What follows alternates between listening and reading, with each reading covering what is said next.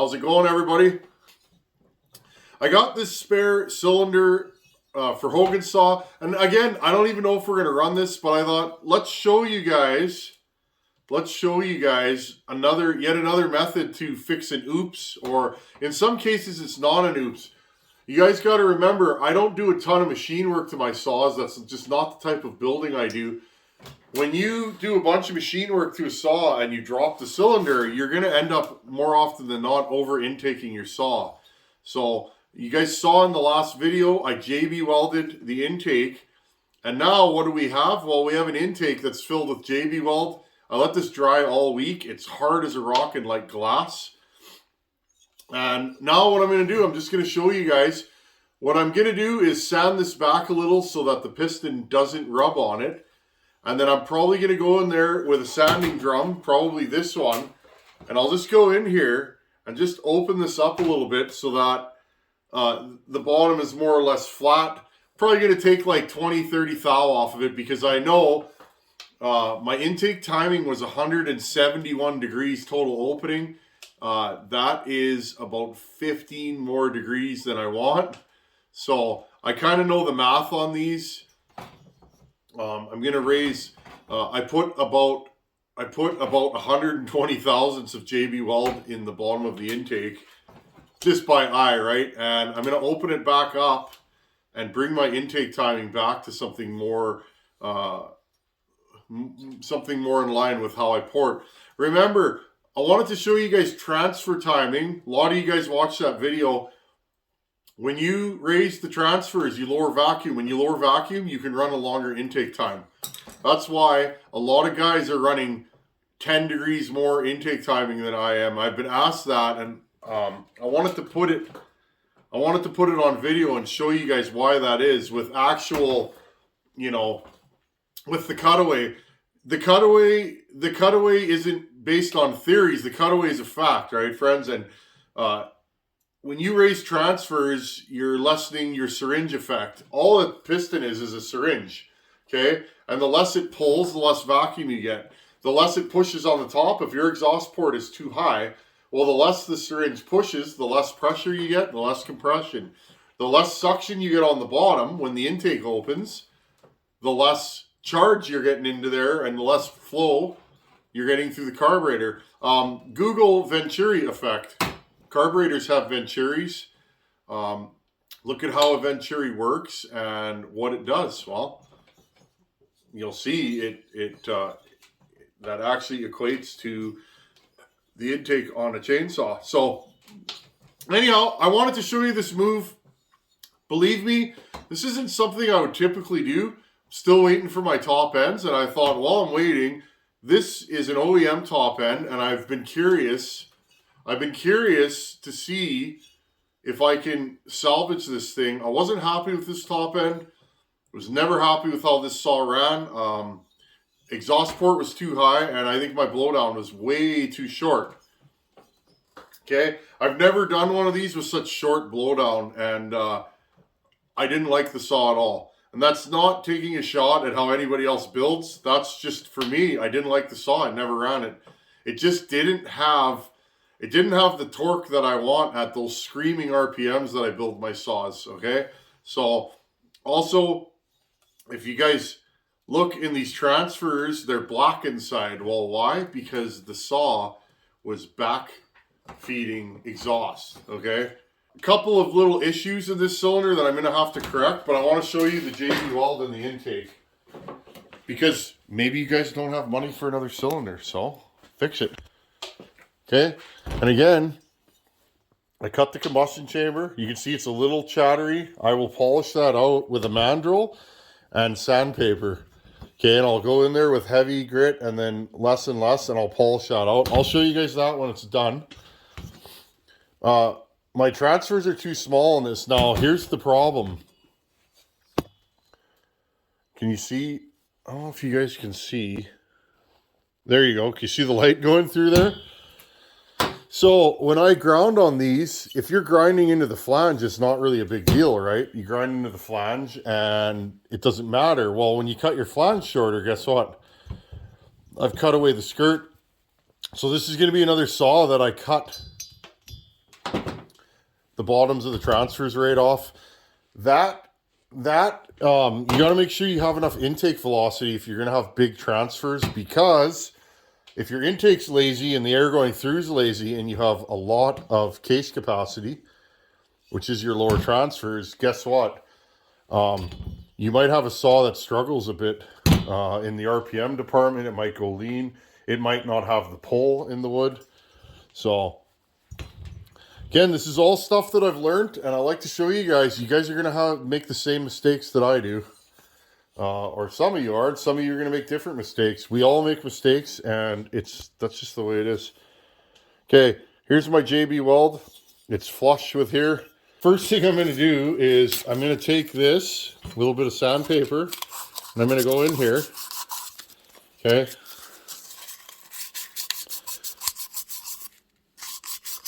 Now, I'm showing you guys this stuff.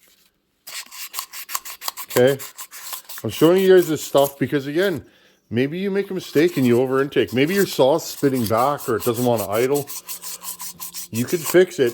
This isn't my preferred move, but it does work. And a lot of builders do this regularly because they do so much machine work on their saws. So I wanted to show you guys this because, again, this is a move. Some people don't like this move. Some people do. Okay, and the key is I don't want this sticking out because I don't want my piston to rub on it.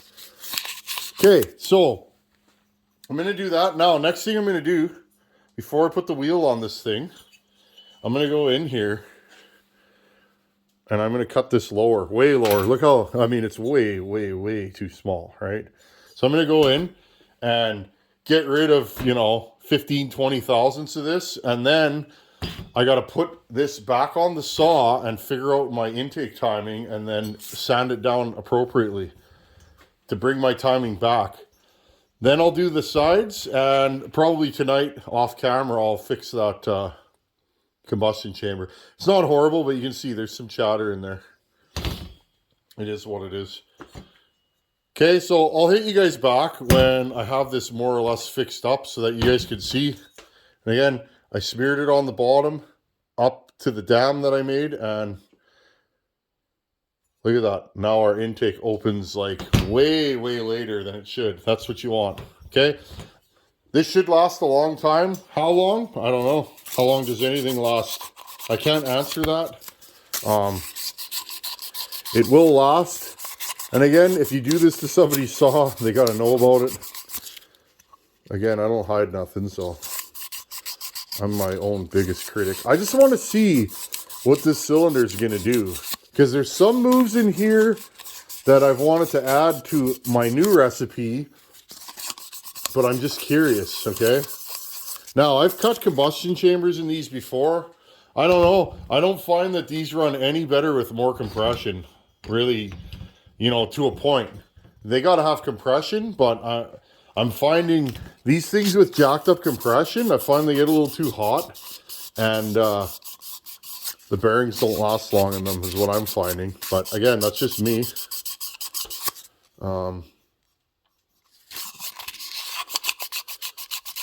We did that test years ago, the 66cc power saw shoot off, and the 266 I ran in there with heavy machine work and lots of compression.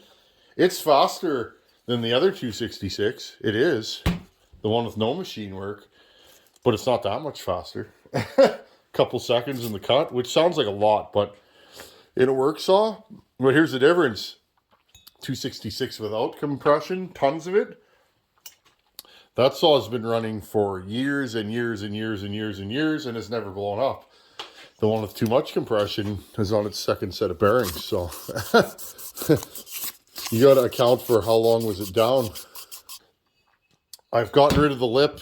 I can't really feel it now. I'll probably put a hone in here and hone that. I know it sounds funny, but it'll work. Okay, so I'm going to jump back in when I got this thing more or less fixed so you guys can see. Okay, it's a while later. Got my piston stop. Let's zero this top end. Now, friends, I don't even know if I'm going to use this top end. I'm just horsing around.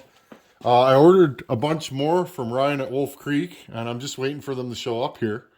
But in the meantime, I want to show you guys what you can do, okay? 75 is where it's stopping. And it should stop at 75 on the other side. Oh, it's a little bit off. There's actually a perspective difference from what you guys are seeing. Hold on. To what I'm seeing, so let's move you guys over. Okay, I'm just going to move this stopper just over a little bit. It's always hard to get the camera to show exactly what I'm seeing. Okay, so we're dead center at 75 on that side. All I'm doing is zeroing. If it stops in the same place on both sides, which it is, I'm zeroed, right? Okay. Okay, with a piston stop. And I just hit it. So again, let's confirm. See what happens when you're horsing around. You hit it. Okay, we're at 75. Now I'm going to put the camera behind. I've gone in and cut down that JB weld that's in the intake. And now we have a new intake floor. Let's see where we ended up. Okay, there's your intake. Just holding the camera here. Okay, look, we have a new intake floor. Where does the intake open? Right there. So 74, 75 before top dead center. And it should close at about 75. As you guys can see, it's just closing. Okay, so right there, we now have a new intake floor. This thing is closing. 75 plus 75 is 150 degrees of intake duration. Okay, 75 plus 75 is 150. This thing was 171 when we started, so we've gotten rid of 20 degrees just by building up the floor there. And again, just to rehash timing numbers, okay, look, open, closed. Okay, and you time it after top dead center. That's the first ray of light right there. And that is 99. 99, 100 degrees, okay? Put it at 100. Look, and at 100, it's open. So, again, we were at 95 when we started this little exercise. 95 after top dead center. We're now at 100. I dropped the cylinder 5 degrees, friends, okay? Again, open. We're at about 100. And again, you can use a scope like I do, a ring, put a ring in the bore and turn it backwards. Okay, but all I do is I'll shine a light in there, you know, light like this. And you can see the transfers opening and closing, okay? So, and that's how I time the transfers. Okay. Often, friends, you can see them through the exhaust port, okay? Look through the exhaust port with a light in there. And again, okay, I can see through there right now. There you go. You guys can see it, the top of the transfer port. Back the piston up till it's covering it. And then look at where they open, okay? 122, so 99 plus 122, right? 122, so it's 22 degrees after 100. So if we say this opens at 99, we have 23 degrees of blowdown. There you guys go. That's the timing on this saw. Here's a shot of the piston just covering the upper transfers through the spark plug hole. My scope's getting foggy. I'm going to have to replace it. Okay, well, that's about as far as I'm going on this today. I'm doing this just to show you guys, if you mess up your numbers, you can cut the cylinder down and keep lowering it. Now, again, I'm not even sure if I'm going to use this cylinder because I can get these numbers a lot easier without all this crazy amount of work. Yes, the combustion chamber has been cut, and I'll probably have more compression with this saw. But again, couple of problems with these saws. The carburetor, because it's mounted rigid on a carburetor, on an intake block like this. Think about it, friends. As you drop this down, what happens? The carburetor could hit the base. You could drop this thing down enough that now your muffler bolts don't line up. There's a lot of little issues you can have with one of these saws. And that's typically why I don't cut the bases and combustion chambers that much, because to me, it just seems like you're chasing your tail. You're doing all this work, all this extra work, and really, is the saw going to run any better? Well, I've built enough of these both ways to know that I think less compression in these, they run better. They don't run as hot. They restart. They idle better. Because again, unless you put JB Weld in this, you're going to start pushing your intake timing to the point. These stock are like 150, somewhere around their intake timing. And so if you drop the cylinder 5 degrees, well, guess what? You're at 160, 161, 162 on your intake. Now you have a saw that's over intaked. It might not spit back through the carb, but it might not idle very good. Restarts aren't going to be the best. My saws, I always hear from people that run my saws, they start really good. Well, think about it. I don't over intake my saws. You guys now know my theory behind when the transfer's open. Well, if the transfer's open later in the stroke, that means they close sooner. I'm getting more intake velocity. More intake velocity should help the saw start easier. More intake velocity, the saw should tune a lot easier. So, and again, those are my thoughts, just how I do it. But I'm just showing you guys what you can do. So basically, I'm probably going to drop the intake. I'm at about 150. I want 154 in this saw. So my numbers are 100, 122, 123. Or, sorry, friends. My numbers are 99. It's about 99 on the exhaust. 122 on the transfers. So I got 23 degrees of blowdown. And I want about 154. I did cut the transfers to the bottom. They're kind of ugly. But again, it is what it is. I'm going to run this saw the way it is. I happen to think that ugly transfers and rough transfer porting seems to work. I've done them smooth and I've done them rough, and I find the rough saws maybe run a little bit sweeter. Doesn't make me feel good though. I like my work to look really clean, but you know, clean, I like it to look like it's OEM. But I want my saws to run, because the guys running my saws, they're not mechanics. They're not going to pull the top end off. They either like the saw or they don't. My squish rate now is at like 28, 29 thousandths. A little loose. I might put this thing in the lathe and just kiss the flange a little bit more. But again, friends, I'm reaching points of diminishing returns. I am running a gasket in this saw. I think it's going to have a little bit, quite a bit on the compression end of things. But so I decided to cut 20 thou off the base. Now I'm at the point where I'm fine tuning my base. But again, friends, if you cut the base too thin, you can crack the base. The carburetor can hit. Your throttle linkage can be too long or too short. I've already showed you guys that in other videos. So to me, there's no free rides. The more machine work you do, the more you could be setting yourself up for failure, like stuff won't fit. So, and again, that's up to you as a builder. Some guys do a lot of machine work. Some guys don't do any. Some guys do in between. I'm kind of an in-between guy. I cut most of my bases to set the squish. I don't cut a lot of combustion chambers. I do create pop-ups and stuff like that.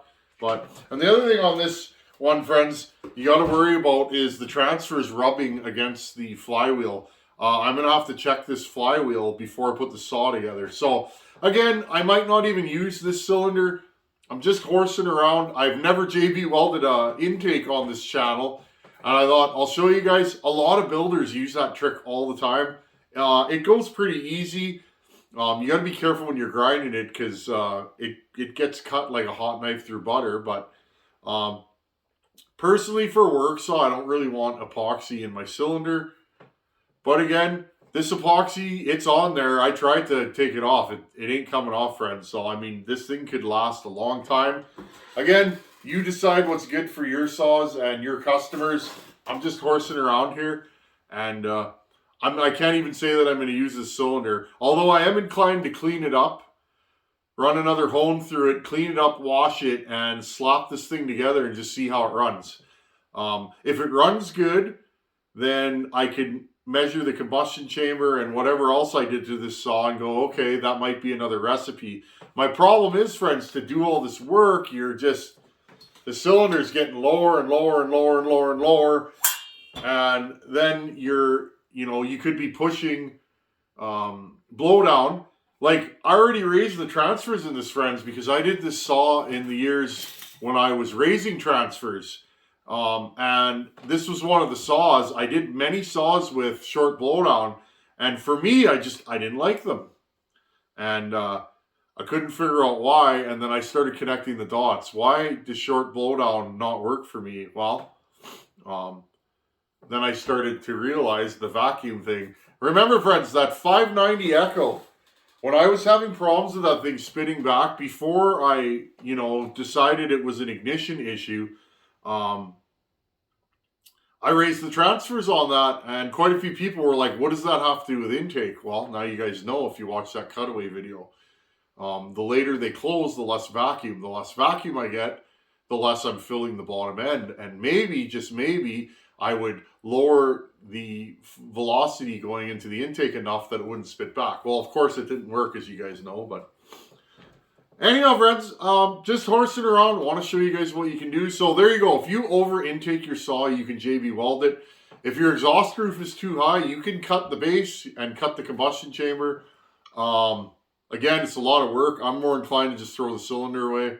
It's rare I go past my numbers anymore, though, friends. I can kind of eyeball it. I cut that JB weld. I figured it'd be about 150 when I was done, and that's exactly where it was. I could just kind of tell by the size of the intake. But anyhow, I hope you guys learned something today. Thanks for hanging out, and I really appreciate you guys spending time here. So if you guys don't see this saw for a week or two, I might be grinding a new cylinder for it.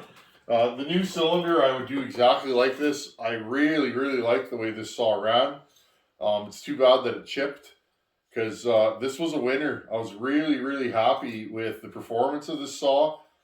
Only thing I wasn't happy with was the compression. Well, the chipped plating, the chipped plating kind of showed me why that is the way it is, but it is what it is. You win some, you lose some. Anyhow, thanks for watching. Take her easy. Later.